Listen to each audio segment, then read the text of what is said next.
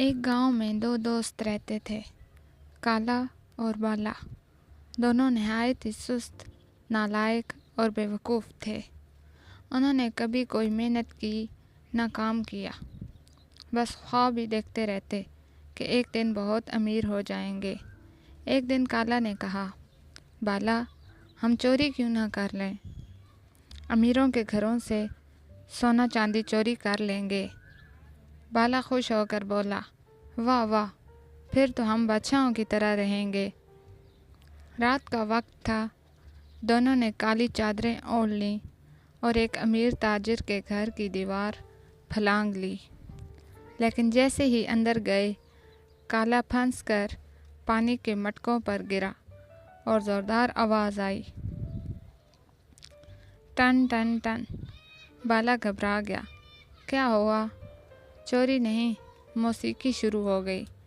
لگتا ہے تاجر جاگ گیا۔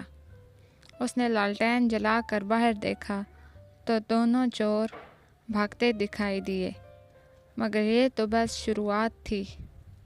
اگلی رات وہ پھر ایک اور گھر میں چوری کرنے گئے۔ اس بار کالا نے احتیاط سے کھڑکی سے اندر جھانکا، لیکن اس کا سر کھڑکی میں پھنس گیا۔ بالا نے کھینچنے کی کوشش کی، مگر دونوں نیچے گر گئے۔ اتنے شور سے پورا محلہ جاگ گیا اور لوگ ڈنڈے لے کر دوڑ پڑے۔ کالا اور بالا بھاگتے ہوئے بولے، یار، یہ چوری کا کام بڑا مشکل ہے۔ ہاں بھائی، لگتا ہے ہم بیوقوف ہی ٹھیک ہیں، کم از کم مار نہیں کھاتے۔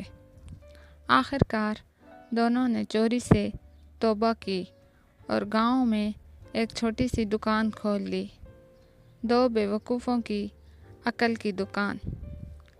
حالانکہ دکان میں عقل بالکل بھی نہیں تھی۔ سبق: محنت اور ایمانداری سے کامیابی حاصل ہوتی ہے۔ شارٹ کٹ ہمیشہ شرمندگی کا باعث بنتے ہیں، خاص طور پر جب آپ بیوقوف چور ہوں۔